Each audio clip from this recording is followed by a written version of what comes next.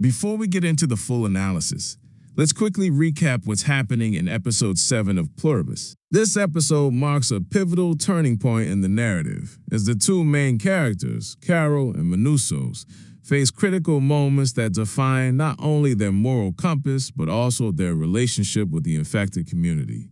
Carol, after a period of isolation and self-imposed distance from both infected and immune communities, experiences an emotional awakening that pushes her to seek reconciliation and connection. She paints a comeback message on her driveway, signaling her desire to reconnect, and when Zosha shows up, her emotional vulnerability and recognition of human interdependence come to the forefront. In parallel, the episode explores Manousos, a character whose hostility toward the infected rivals and even surpasses Carol's earlier disdain. Manousos' journey through the woods, his refusal to accept help, and his near-death experience highlight the stark contrast between his rigid moral stance and Carol's emerging empathy. Episode 7, therefore, is not just about reunions and rescues. It is a study in moral divergence, human connection, and the spectrum of acceptance and hostility toward those perceived as other. Episode 7 opens with Manousos navigating the dangerous and uncharted woods, resolutely determined to avoid the infected at all costs. His approach is defined by fear, hostility, and a strict adherence to his personal code. The infected are to be distrusted, rejected, and feared. Even when the infected attempt to reach out to him, his response is one of intimidation and threat, clearly establishing boundaries that are designed to prevent any form of connection. The show emphasizes the danger inherent in his moral rigidity. In his pursuit to remain detached and pure, Manousos exposes himself to severe risks, including accidental injury and near-death experiences. This sequence demonstrates how inflexible ethical frameworks, when applied without consideration for circumstance or empathy, can place characters in jeopardy, making their journey not only morally, but also physically perilous. In contrast, Carol's trajectory in the episode shows a significant evolution in her relationship with the infected. Unlike Manousos, she has, throughout the narrative, demonstrated a nuanced willingness to accept assistance from the infected community when necessary. Her experiences highlight the importance of pragmatism, empathy, and the recognition that human survival is rarely a matter of rigid boundaries. While Carol at times distanced herself emotionally from the infected, she never completely rejected them. And by episode 7,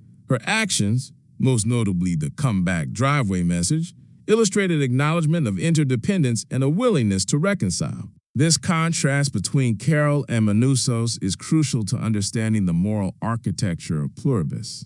The series is positioning these two characters as foils, demonstrating the consequences of rigidity versus flexibility, fear versus empathy, and isolation versus connection. The woods sequence involving Manousos is pivotal, not just as a narrative event, but as a psychological study. His deliberate avoidance of the infected, even to the point of self-imposed starvation and feeding on dog food, underscores a deep-seated refusal to coexist. The extremity of his actions highlights a fundamental principle of the show: moral absolutism can become self-destructive when it overrides basic human needs. Yet, the series complicates this moral lesson by showing that the infected, despite being rejected, continue to observe Manousos and intervene when his life is in imminent danger. When he falls and nearly dies, they appear to rescue him, a moment that underscores the persistent humanity and empathy within the community he rejects. This intervention sets the stage for the broader thematic exploration of trust,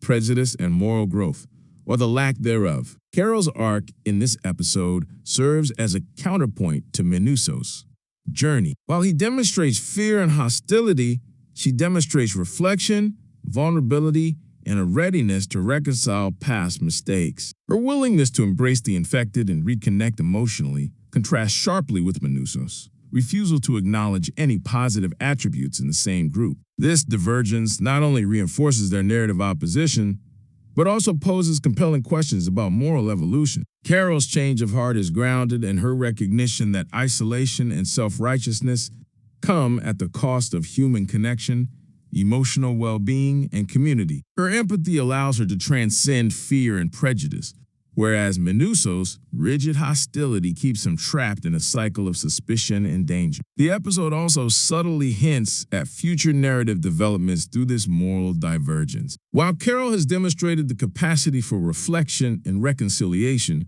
Manousos' near-death experience in the woods may force a reluctant reconsideration of his beliefs. However, the narrative emphasizes that he is unlikely to abandon his hostility entirely. His refusal to accept help, combined with his severe moral judgment of the infected, sets up the potential for him to act as a narrative antagonist. In this way, Episode 7 not only illuminates the characters, presents circumstances, but also plants seeds for future conflict, suggesting that Manousos may serve as a counterpoint or even a central obstacle in Carol's continued journey. Analyzing the psychological dimensions of these events provides additional insight. Carol's actions demonstrate a recognition of the human need for social connection, emotional support, and reconciliation.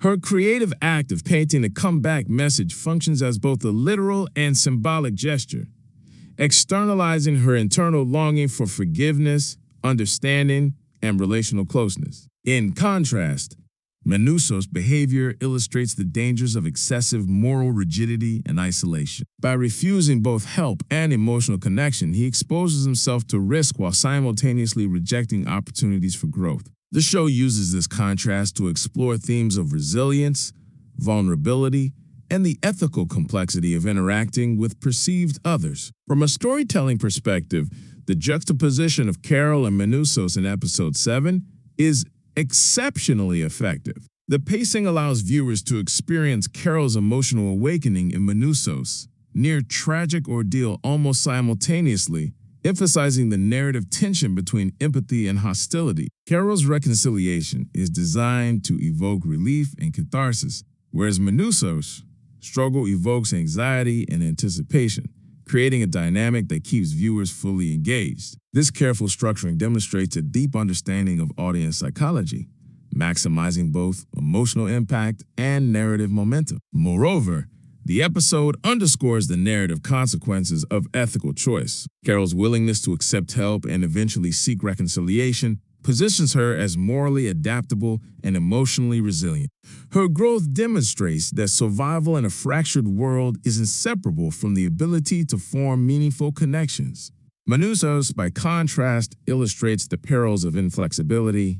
His hostility, fear, and moral absolutism place him in direct physical danger, highlighting the narrative principle that ethical rigidity can carry tangible consequences. These parallel arcs allow the series to explore human behavior, decision-making, and moral consequence within a highly engaging post-apocalyptic framework. The contrast between Carol and Manousos also heightens the episode's thematic resonance. By positioning Carol as someone capable of emotional growth and Manousos as someone resistant to reflection, Episode 7 emphasizes the importance of empathy, adaptability, and moral nuance. It is not simply a story about survival.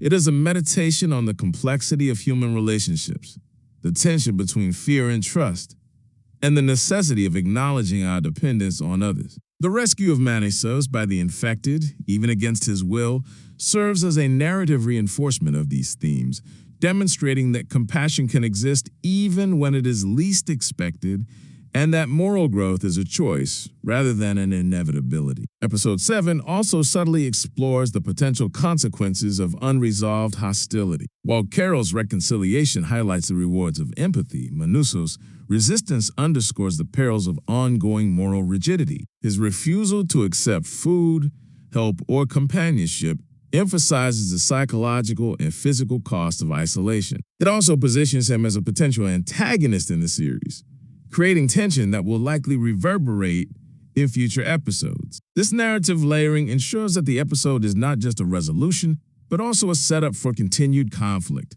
maintaining viewer engagement and heightening narrative stakes. In examining the emotional core of the episode, it becomes clear that Carol's journey is as much about self-realization as it is about reconciliation with the infected. Her acknowledgement of her own vulnerability, her willingness to reach out, and her embrace of Zosha are emblematic of emotional intelligence, humility, and resilience. In contrast, Manousos' arc highlights fear, stubbornness, and the limitations of self-reliance. By showing these contrasting responses to the same post-apocalyptic environment, this series illuminates a spectrum of human behavior, allowing viewers to explore questions of morality, empathy, and survival in a deeply immersive way. Ultimately, Episode 7 of Pluribus positions Carol and Manousos as narrative foils. Carol's willingness to embrace connection and reevaluate her moral framework demonstrates growth, adaptability, and emotional depth.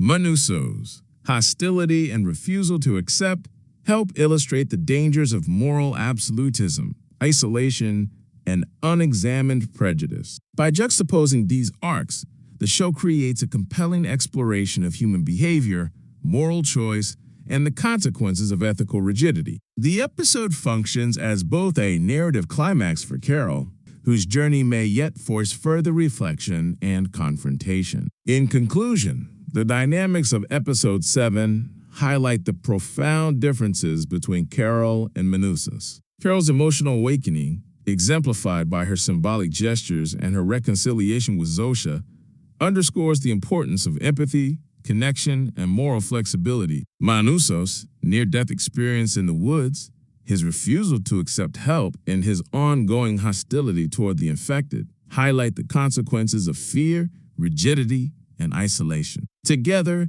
these arcs create a nuanced and compelling exploration of morality, survival, and human connection, making Episode 7 one of the most impactful and psychologically rich entries in the series.